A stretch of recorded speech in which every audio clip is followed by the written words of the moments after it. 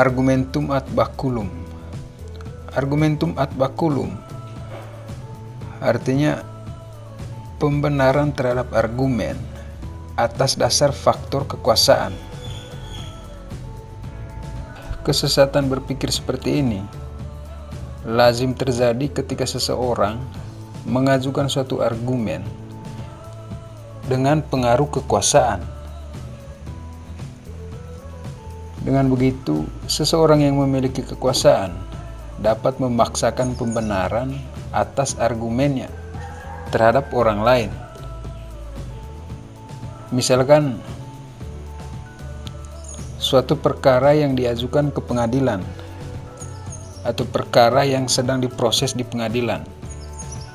Perkara tersebut kemudian dinyatakan batal demi hukum setelah muncul katakanlah surat sakti dari kekuasaan. Contoh lain, diterapkannya Pancasila sebagai ideologi tunggal. Hal ini tentu juga sebagai kesesatan berpikir. Karena kebenaran dari Pancasila sebagai ideologi tunggal semata-mata atas dasar pengaruh kekuasaan yang tidak lain kekuasaan rezim Soeharto pada waktu itu. Pemaksaan pembenaran terhadap argumen seperti ini akan berhenti hanya ketika dibuktikan kekeliruannya. Begitu juga dalam contoh Pancasila sebagai ideologi tunggal tadi. Argumentum ad baculum biasanya diikuti pernyataan kekuasaan membuat segalanya benar. Fenomena argumentum ad baculum lazimnya terjadi ketika diterapkannya sistem pemerintahan otoriter ataupun tangan besi. Dalam sistem pemerintahan otoriter, argumentum ad baculum digunakan untuk melawan oposisi ataupun lawan politiknya, sama seperti argumen Pancasila sebagai ideologi tunggal merupakan cara rezim otoriter Soeharto untuk melawan lawan politiknya, terutama kelompok-kelompok Islam.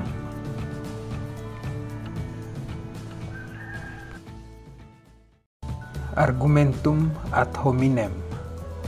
Argumentum ad hominem artinya argumen yang diarahkan untuk menyerang pribadi seseorang. Penerapan argumen ini pada dasarnya sebagai sebuah bentuk pelecehan terhadap pribadi seseorang atau individu yang menyatakan sebuah argumen. Contohnya, Anda mengatakan seseorang tidak dapat menduduki jabatan tertentu di sebuah instansi pemerintah, bukan karena ia tidak layak untuk jabatan tersebut, melainkan karena ia memiliki keyakinan iman yang berbeda dari mayoritas pegawai pada instansi pemerintah tersebut. Pernyataan Anda merupakan bentuk argumentum ad hominem, dan ini sangat keliru, karena ukuran logika dihubungkan dengan kondisi pribadi seseorang, yakni identitas dari seseorang, yang dalam hal ini sebenarnya tidak relevan untuk kebenaran argumennya. Argumentum ad ignorantiam. Argumentum ad ignorantiam adalah argumen yang bertolak dari anggapan yang tidak mudah dibuktikan kesalahan ataupun kebenarannya. Latar belakang argumen seperti ini biasanya berkaitan dengan psikis, bahkan pandangan paranormal alias dukun.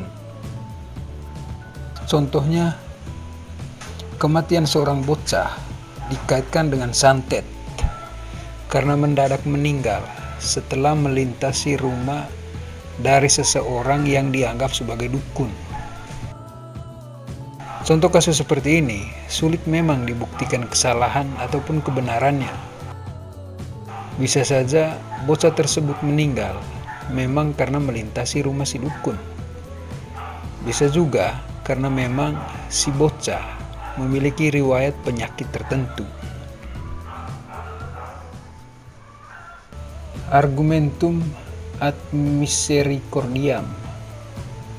Argumentum ad misericordiam artinya argumen yang didasarkan atas perasaan belas kasihan, sehingga orang mau menerima atau membenarkan kesimpulan yang diperoleh dari argumen tersebut. Contohnya, seorang mahasiswa sudah maju ujian skripsi hingga 3 kali, akan tetapi kualitas akademik yang ditampilkannya masih tetap sama. Artinya, tidak ada peningkatan akademik. Padahal mahasiswa tersebut telah menjalani kuliah terlalu lama. Bahkan mahasiswa bersangkutan sudah cukup tua. Kampus pun kemudian meluluskan mahasiswa yang bengal tersebut. Kesimpulan kampus yang meluluskan mahasiswa bengal ini dikatakan keliru secara logika, karena argumen dasarnya bukan yang bersifat logis dan ilmiah, melainkan alasan rasa kasihan. Argumentum ad populum. Argumentum ad populum sering diterjemahkan sebagai kekeliruan yang diterima umum, atau dengan kata lain, kesesatan yang dianggap sebagai kebenaran oleh umum atau oleh banyak orang. Argumentum ad populum sangat digemari oleh para politisi ataupun biro iklan untuk kepentingan propaganda. Tujuannya tentu saja untuk menarik simpati dan mengendalikan emosi banyak orang atau emosi masyarakat terhadap suatu kesimpulan yang tidak didukung sama sekali oleh bukti-bukti yang jelas. Contohnya, banyak orang yang percaya di dalam kerusuhan massal hingga penjarahan ada pihak yang menggerakkan atau mengorganisir. Padahal banyak peristiwa kerusuhan dan penjarahan disebabkan secara aksidental saja. Artinya tidak digerakkan ataupun diorganisir. False causa. False causa sering terjadi karena keliru menyimpulkan sebab terjadinya suatu peristiwa. Ada 2 bentuk dalam false causa.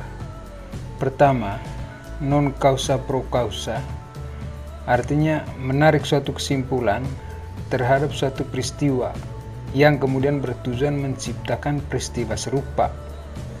Contohnya, konflik agama yang terjadi di India ataupun di Tiongkok kemudian menjadi dalih untuk munculnya konflik-konflik yang berbau agama di Indonesia.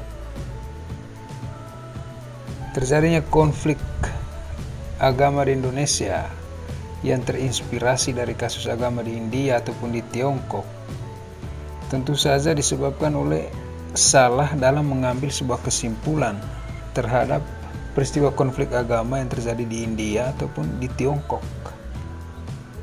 Kedua, post hoc ergo propter hoc, artinya menarik kesimpulan bahwa sebuah peristiwa dapat dijadikan sebab bagi peristiwa yang lainnya, karena menurut faktanya peristiwa yang pertama secara kebetulan terjadi mendahului yang lain. Misalkan sebuah cemilan dengan merek tertentu telah diberi label halal. Dengan adanya label halal, maka tentu saja setiap orang dapat mengkonsumsi makanan tersebut. Label halal ini kemudian dijadikan rujukan bagi seluruh merek dagang makanan untuk dikonsumsi, sehingga setiap barang makanan yang dilabel halal maka dapat dikonsumsi oleh setiap orang. Meskipun kenyataannya banyak juga barang makanan yang dapat saja ditulis label halal, tetapi kenyataannya masih ada kandungan haram dalam makanannya.